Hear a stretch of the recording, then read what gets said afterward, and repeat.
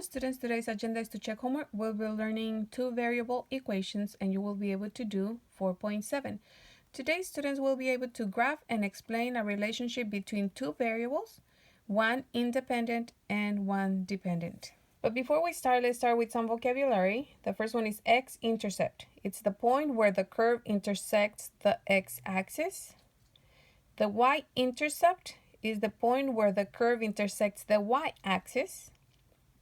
Slope is a rate of change, and some of you might have seen it as change of y over change of x, and the formula is y2 minus y1 over x2 minus x1, and that's the same as rise over run, or I tend to draw the sun because the sun rises and then sun sets when it's negative, and then run, it goes to the right or to the left depending on the sign.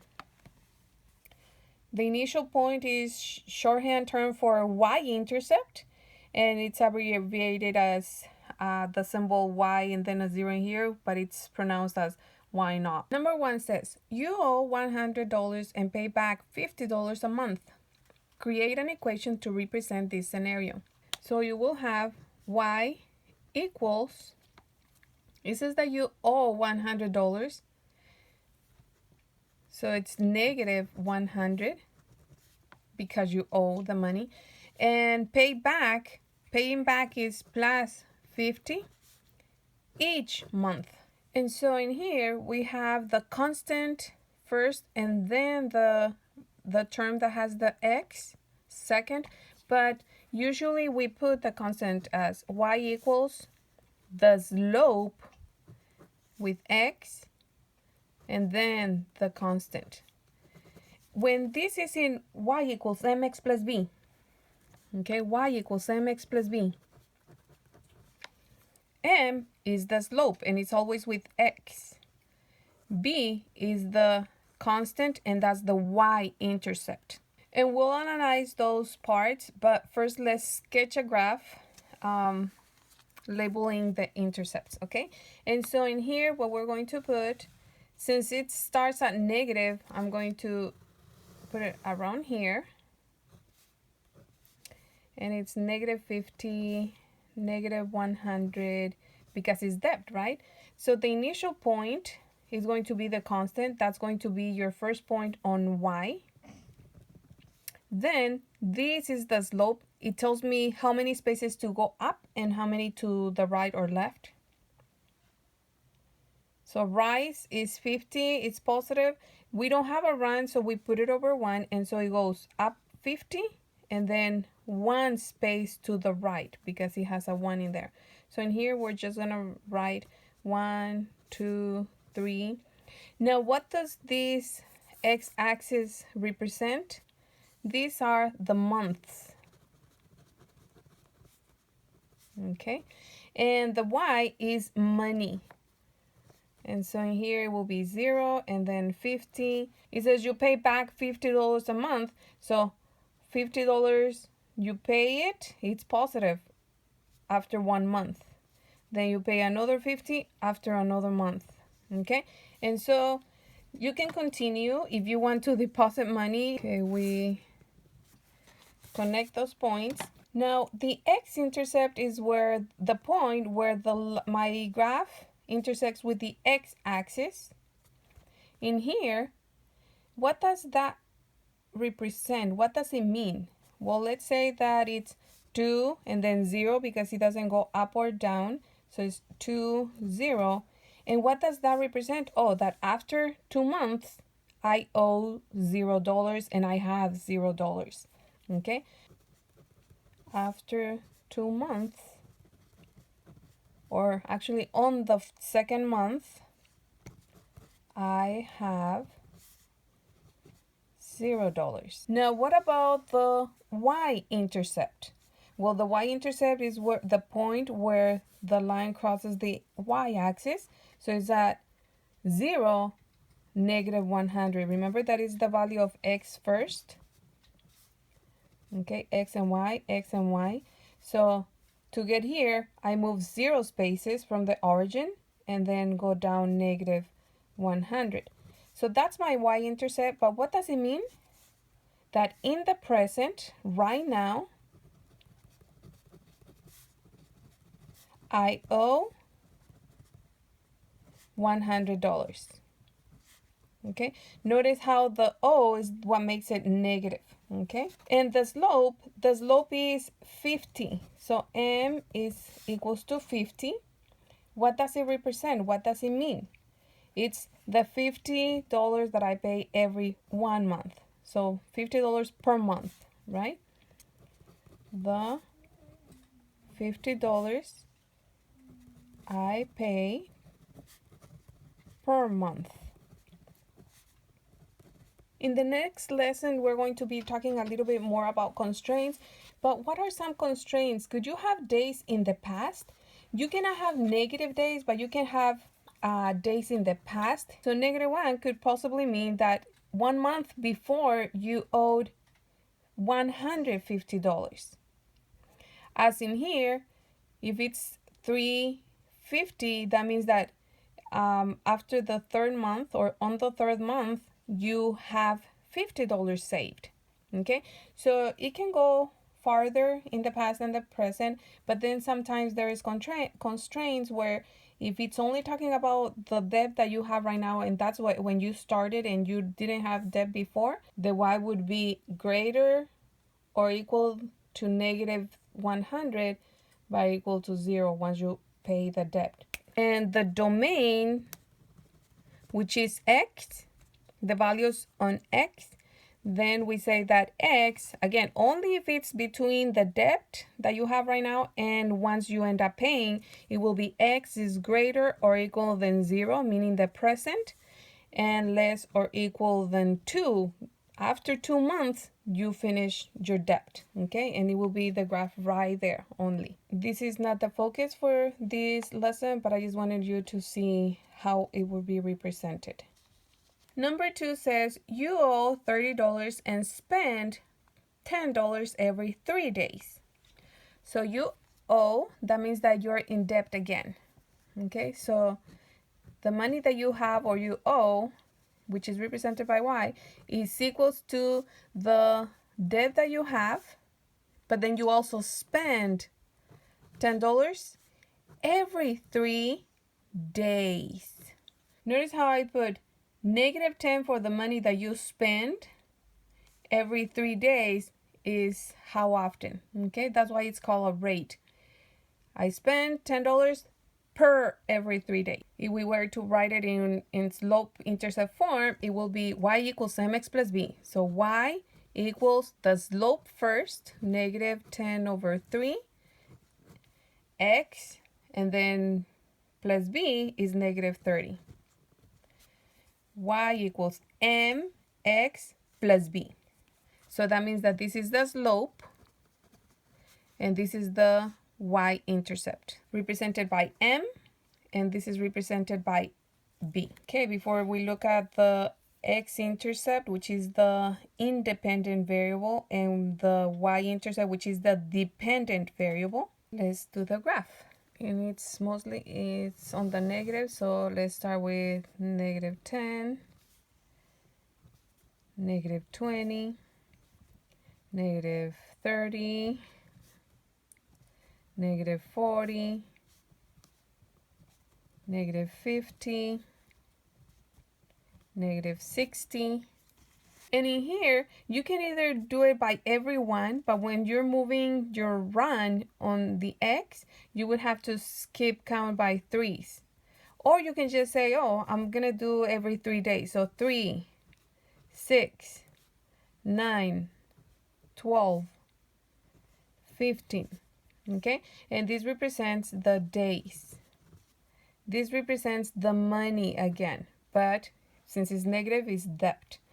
So the initial point is on -3. It's right there.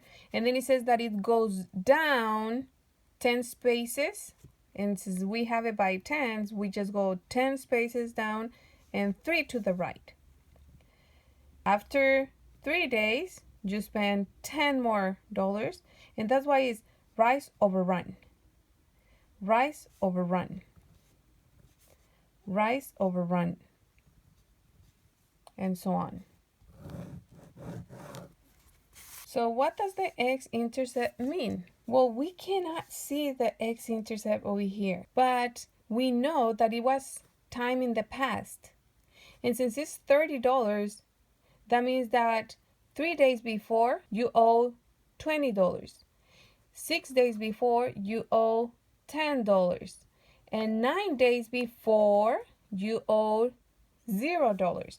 So it would be -9 and 0 for y. And what does it mean? 9 days ago, I owed $0. Okay? Or I had $0. Either one. What does the y-intercept mean? Well, that one we do have, which is this one right here. And so it would be 0, -30. And that represents right now. Remember that 0 on x represents the present, right now. So right now, I owe $30. Okay. What does the slope mean? That you have debt? No. That you're continuing to spend money. You're getting more debt. Okay, the slope, which is -10/3, is the money that you're spending every 3 days. Okay, so m is equals to -10/3. It is the $10 you spend every 3 days. So we've been looking at exponential functions. Let's look at one with exponential growth. So number 3 says, there are 250 bacteria on a plate. They triple every 2 hours. Create a function. So f of x is equals to the initial point. This is my initial point.